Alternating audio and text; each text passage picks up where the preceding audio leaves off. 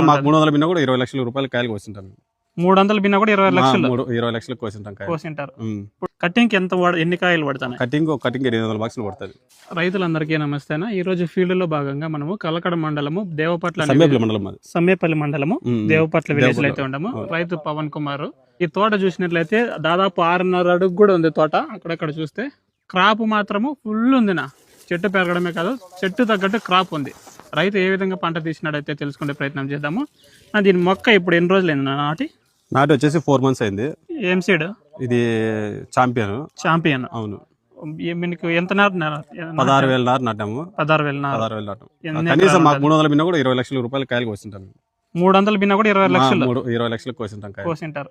ఇప్పుడు ఎంత నేల ఉంది? మొత్తం 2 ఎకరాలు. 2 ఎకరాలు ఉంది.